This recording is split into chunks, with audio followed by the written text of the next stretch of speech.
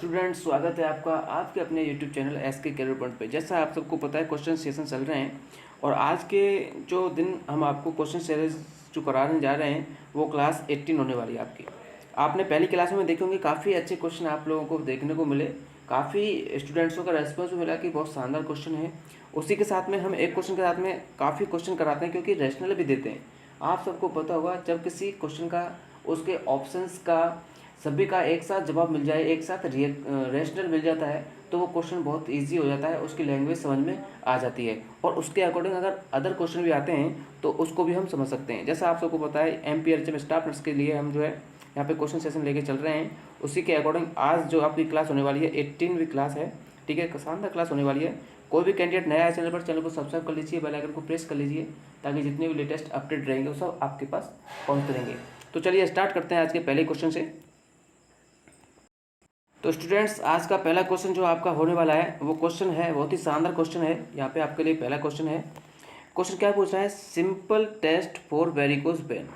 तो निम्न में से कौन सा एक टेस्ट है जो वेरिकोज वेन के लिए यूज में लिया जाता है?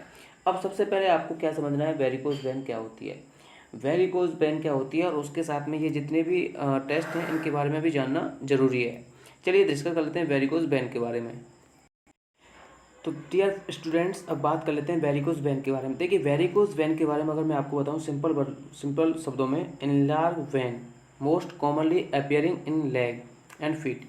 नीचे की जो फुट होते हैं उनमें यहाँ पे जो है एनलार्ज क्या हो जाती है, वेन जो होती हैं वो फूली फूली हो जाती हैं और बड़ी बड़ी हो जाती हैं, ठीक है। Varicose vein are generally benign, the cause of condition is not known. अभी क्या है कि जो वेरिकोज वेन के जो कॉजेज़ हैं वो अभी जो है जानकारी में नहीं है। बहुत सारे इसके कॉजेज़ होते हैं, उसको हम आगे पढ़ेंगे। लेकिन जो कॉमनली इसमें बताया गया है कि वेरिकोज वेन इस तरह की कंडीशन है। इसमें आप सबके लिए जो क्वेश्चन में पूछा गया है, क्वेश्चन में क्या पूछा है देखिए। तो वेरिकोज वेन में यहाँ पे कौन सा साइन आपको देखने को मिलेगा? सबसे पहले मैं आपको ये साइन बता देता हूँ, होमेन साइन किसे कहते हैं। देखिए, होमेन साइन के बारे में अगर बात करें स्टूडेंट्स हो, होमेन साइन क्या होता है? ये होमेन साइन आपको किस में देखने को मिलता है? ये DVT में देखने को मिलता है। बहुत ज़्यादा इंपॉर्टेंट है होमेन साइन, काफ़ी एग्जाम में पूछा गया है। होमेन साइन कैसे चेक करेंगे? DVT, डीप वेन थ्रोम्बोसिस, ये उसमें देखने को मिलता है। इसमें क्या करते हैं, पेशेंट को सुपाइन पोजिशन देते हैं, सुपाइन पोजिशन देते हैं। अब उसमें जो है देखते हैं डोर्सी फ्लेक्शन और प्लांटर फ्लेक्शन।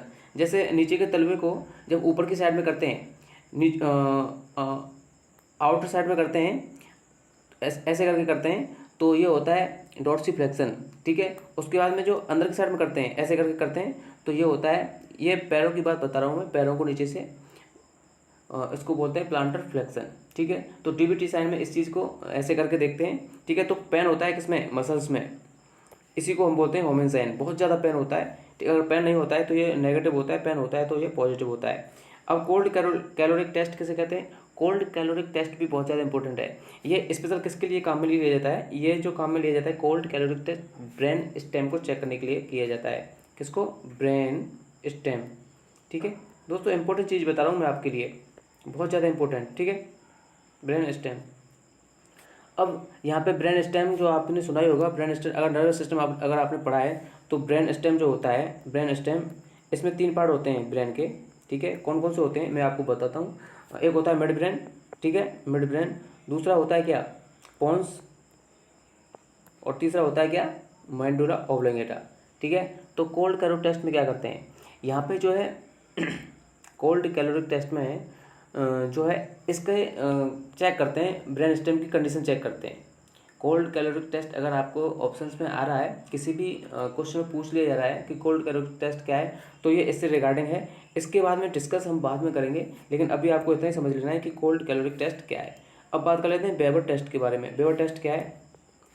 बेवर टेस्ट क्या होता है? देखिए, बेवर टेस्ट के बारे में अगर बात करें, ये हियरिंग लॉस के लिए किया जाता है, ठीक है, टोनिंग फोक के द्वारा किया जाता है, ठीक है। आप सबने पढ़ा होगा, ये स्पेशली हियरिंग के लिए,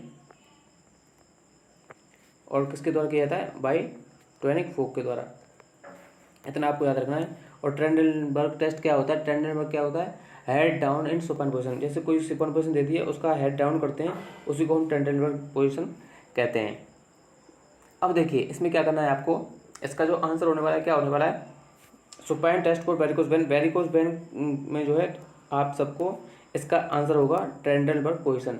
अब इसमें वेरिकोज वेन से क्या मतलब है, देखिए आपने ग्रेविटी के बारे में सुना ही होगा, ग्रेविटी से क्या होता है, जैसे अगर हम पेशेंट को उल्टा लेटाएंगे, जो head down in supine position, अगर हेड को थोड़ा सा नीचे करेंगे तो जो ब्लड वेसल्स का ब्लड है, वेनस प्रेशर है, वो नीचे की साइड में आ जाएगा, ऊपर की साइड में जैसे नीचे करते हैं उसी तरीके से उधर साइड में चला जाता है। तो इसी से पता लगा लेते हैं डेवलपमेंट, ठीक है।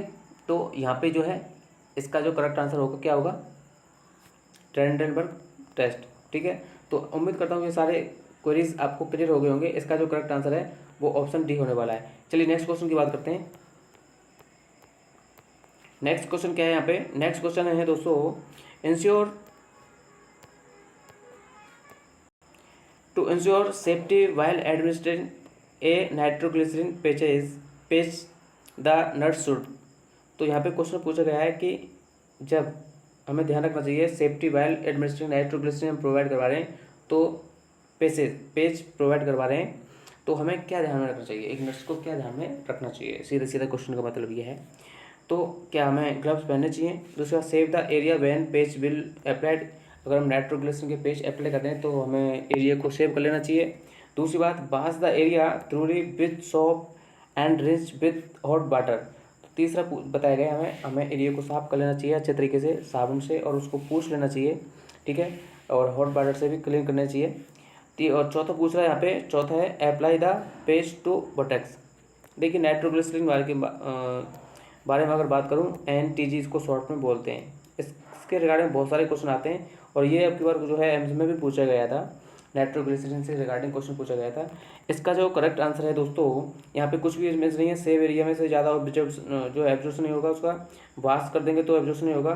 तो हमें जो है उसके अगर हम यूज देते हैं किसी को तो वियर ग्लव्स पहनते हैं, ठीक है। ग्लव्स जो हम पहनते हैं, क्यों पहनते हैं, क्योंकि अगर हम ग्लव्स नहीं पहनेंगे और हम डायरेक्टली NTG जो पेजेस देंगे, नाइट्रोग्लिसरीन पेजेस देंगे, तो वो हमारे उंगलियों के द्वारा एब्जॉर्ब हो जाएगा, वो बहुत जल्दी एब्जॉर्ब होती है, इसीलिए हम ग्लव्स पहनेंगे। इसका जो करेक्ट आंसर है वो जो है ए होगा, ठीक है, वियर ग्लव्स। ये इसमें नहीं होगा, save the area when page will be applied, ठीक है, सेव नहीं करेंगे। दूसरा वाश भी नहीं करेंगे, applied the paste to buttocks, और बटक्सों पे तो कॉन्ट्रा इंडिकेट होती है नाइट्रोग्लिसरीन, ठीक है। तो इस तरीके से आप याद रखिएगा। नाइट्रोग्लिसरीन में आप सबको पता है वो जो रूल ऑफ 5 यूज में लिया जाता है, ठीक है, रूल ऑफ 5, ये बहुत ज़्यादा इंपॉर्टेंट है। चलिए नेक्स्ट क्वेश्चन के बारे में बात करते हैं। बहुत ज़्यादा इंपॉर्टेंट क्वेश्चन है, काफ़ी एग्जाम में ये क्वेश्चन पूछा गया है। Parkland formula for fluid calculation in burn patient. देखिए बर्न पेशेंट में यहाँ पे पार्कलैंड फॉर्मूला पूछा गया है। सबसे पहले आपको बर्न पेशेंट में जो होता है, बर्न में क्या यूज में ले जाते हैं, बर्न में कौन सा फॉर्मूला यूज में लिया जाता है, रूल ऑफ 9, ठीक है, क्या लेते हैं, रूल ऑफ 9, बहुत ज़्यादा इंपॉर्टेंट है। रूल ऑफ 9 किस में यूज में लेते हैं, रूल ऑफ 9 बर्न पेशेंट के लिए यूज में लेते हैं। अब इसमें सब सारी टर्म एंड कंडीशंस में आपको बता देता हूँ। सबसे पहले देखिए रूल ऑफ 9 की आप फॉर्मूला पूछा गया है किसके लिए, फ्लूइड कैलकुलेशन। फ्लूइड कैलकुलेशन के लिए मैं आपको सारी जानकारी दे दूंगा। देखिए अगर कोई पेशेंट बर्न हो जाता है तो उसके लिए फ्लूइड का एक सिंपल तरीका होता है, जैसे अगर कितना भी फ्लूइड उसको देना है, ठीक है। यहाँ पे अब आपसे फॉर्मूला पूछा है, जैसे किसी भी पेशेंट को बर्न हुआ है और उसको हमें 20 लीटर फ्लूइड देना है, कितना देना है, 20 लीटर फ्लूइड देना है। तो सबसे पहले क्या करना है, हमें इसको 2 भागों में डिवाइड करना है फ्लूइड को। 50% हमें जो फ्लूइड देना है, 50% फ्लूइड कितने मिनट में देना है, कितने घंटों में देना है, जैसे मान के चलिए 20 लीटर है, 50% जो है आपको 8 घंटे में दे देना है, ठीक है, और 50% है वो आपको 16 घंटे में दे देना है, इस तरीके से, ठीक है। तो इस तरीके से 50% भी जो हो जाएगा पूरा, यानी कि 50% हमको पहले 8 घंटों में देना है और 50% रिमेनिंग 16 घंटों में देना है। इस तरीके से फ्लूइड कैलकुलेशन होती है, और इस चीज़ को हमेशा याद रखिए, इस तरीके से ही फ्लूइड दिया जाता है। और इसमें हमेशा बर्न के पेशेंट में रूल ऑफ 9 यूज में लिया जाता है, रूल ऑफ 9 काफ़ी इंपॉर्टेंट है, ये पूछा भी गया है क्वेश्चन में, आप सबको पता ही होगा। रूल ऑफ 9 मैंने अभी आपको बता दिया, ये जो है NTG में काम में लेते हैं। NTG को किस तरीके से देते हैं, रूल 5, ठीक है। और जो फ्लूइड देते हैं, फ्लूइड कौन सा देते हैं, fluid of choice, fluid of choice, इसमें कौन से देते हैं, RL, ये बहुत ज़्यादा इंपॉर्टेंट है। तो ये सारी चीज़ें याद करने के लिए हैं, सभी को आप अच्छे से याद रखिएगा, ठीक है। तो इसका जो करेक्ट आंसर होगा, अगर आंसर की बात करें तो यहाँ पे आप सबको देखिए पार्कलेंट फॉर्मूला का जो है इसका करेक्ट आंसर ए होगा।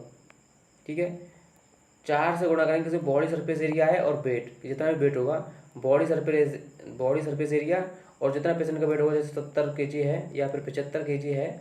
ठीक है, इस तरीके से आप जो है गुणा करेंगे किससे, बॉडी सरफेस एरिया से, और उसके बाद में 4 गुणा बॉडी सरफेस एरिया 70, जितना भी वेट होता है उसका, उसके हिसाब से गुणा कर देते हैं और आपका जो निकल के आएगा वो आपका करेक्ट आंसर हो जाएगा। उम्मीद करता हूँ समझ आ गया होगा। चलिए नेक्स्ट क्वेश्चन के बारे में बात कर लेते हैं दोस्तों। इस तरीके से क्वेश्चन आपको बताए जाएंगे और उम्मीद करता हूँ ये क्वेश्चन काफ़ी अच्छे हैं। सबसे बढ़िया बात यह है कि ये क्वेश्चन आपके एग्जाम में आ चुके हैं और एग्जाम में आए हुए क्वेश्चन ही रिपीट होते हैं, लेकिन उनमें ऑप्शन चेंज कर दिए जाते हैं या फिर आपका जो है क्वेश्चन की लैंग्वेज चेंज कर दी जाती है, लेकिन क्वेश्चन वही रहता है, उसका आंसर वही रहता है। इस तरीके से आप जो है समझ के चलिए, सारी बातें आपको बहुत ज़्यादा इंपॉर्टेंट है ये। नेक्स्ट क्वेश्चन क्या पूछता है आपके लिए, नेक्स्ट क्वेश्चन बहुत ही शानदार क्वेश्चन है, ये भी काफ़ी स्टूडेंट्स को नहीं पता होगा लेकिन काफ़ी स्टूडेंट इस क्वेश्चन के बारे में जानते हैं। क्या पूछा क्वेश्चन में, टू कन्वर्ट बदलने के लिए pressure reading 4 centimetre of water to mm, यानी कि सेंटीमीटर से mm बदलने के लिए कितने से मल्टीप्लाई करना होगा। बहुत बढ़िया क्वेश्चन है। तो ये इसका जो आंसर है सीधा सीधा मैं आपको बताता हूँ। यहाँ पे इसका जो आंसर है ऑप्शन ए सही होने वाला है। 1.36 से हम जो है गुणा कर देंगे किसमें, 1.36 से to convert pressure reading from centimetre of water to mmHg। अगर सेंटीमीटर है तो जितना भी सेंटीमीटर दिया गया है उसमें गुणा कर देंगे कितने से, 1.36 से। ठीक है, तो आपका क्या निकल के आ जाएगा, mm/Hg। ठीक है, ये निकल के आ जाएगा आपका। ठीक है, तो ये आपके लिए बहुत बढ़िया है। उम्मीद करता हूँ सब कुछ समझ में आ गया होगा। अगर कोई भी क्वेश्चन, कोई भी क्वेरी है, कोई भी गलत हुई है, हमसे गलती हो गई है तो हमें देख लीजिए, बता दीजिए। ठीक है, तो आज के वीडियो में जो है ये क्वेश्चन बहुत शानदार रहेंगे आपके लिए, और मैं कुछ आपके लिए यहाँ पे कुछ जो है आपके लिए इम्पोर्टेंट पॉइंट बता देता हूँ जो एग्जाम में आते रहते हैं। ठीक है,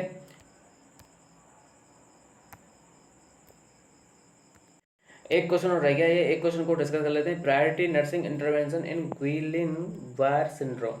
दोस्तों बहुत ज़्यादा इंपॉर्टेंट क्वेश्चन है, GBS, इसको शॉर्ट में क्या बोलते हैं, GBS। ये भी इम्पोर्टेंट क्वेश्चन है। इसमें क्या पूछा, priority nursing intervention. Priority nursing intervention, अगर दोस्तों प्रायोरिटी की अगर बात आ जाए और क्वेश्चन में अगर आपको कहीं पे भी, आप सबको पता है NCLEX में प्रायोरिटी बेस्ड क्वेश्चन पूछे जाते हैं। ठीक है, NCLEX में प्रायोरिटी बेस्ड क्वेश्चन पूछे जाते हैं। और प्रायोरिटी बेस्ड क्वेश्चन क्या कहते हैं, अगर प्रायोरिटी देखी जाए तो आप सबको ये देख लेना है प्रायोरिटी हमारी बॉडी की क्या होगी। प्रायोरिटी हमारी बॉडी की रहेगी क्या, सांस लेना। ठीक है, ब्रीदिंग। तो अगर प्रायोरिटी वाले क्वेश्चन में ऑप्शन में ब्रीदिंग से रिलेटेड, रेस्पिरेशन से रिलेटेड कोई भी ऑप्शन आपके सामने आ जाता है तो आंख बीच को उस पर टिक कर दीजिए। ठीक है, अगर वो रिलेटेड होगा किससे, कंडीशन देखते हुए। अगर ऐसा नहीं है कि किसी के पैर में चोट है और प्रॉब्लम्स कहाँ आ रही है, उसको सांस की कोई दिक्कत ही नहीं होने वाली, रेस्पिरेशन की कोई भी दिक्कत नहीं होने वाली, लेकिन उसमें ऑप्शन में है तो ये प्रॉब्लम्स नहीं होगी। आपको अच्छे से क्वेश्चन पढ़ लेना है अगर आपको लगता है कि हाँ ये रेस्पिरेशन में प्रॉब्लम हो सकती है, क्योंकि प्रायोरिटी बेस्ड जो क्वेश्चन होते हैं वो रेस्पिरेशन रिलेटेड आते हैं तो उसका आंसर रेस्पिरेशन नहीं होता है। तो देखिए इसमें देख सकते हैं आप, maintenance of airway and breathing pattern, nutritional management, appropriate poisoning, early mobility. अब सबसे पहले आपको पता होगा गुइलेन-बार सिंड्रोम जो होता है ये डिजीज़ होता है किसका, PNS का, पेरीफेरल नर्वस सिस्टम का। ठीक है, इसमें क्या होता है, श्वान सेल जो होती है वो डैमेज हो जाती हैं। ठीक है, और इसमें एसेंडिक विंगनेस आपको देखने को मिलती है, एसेंडिक विंगनेस नीचे से ऊपर की तरफ, इस तरीके से।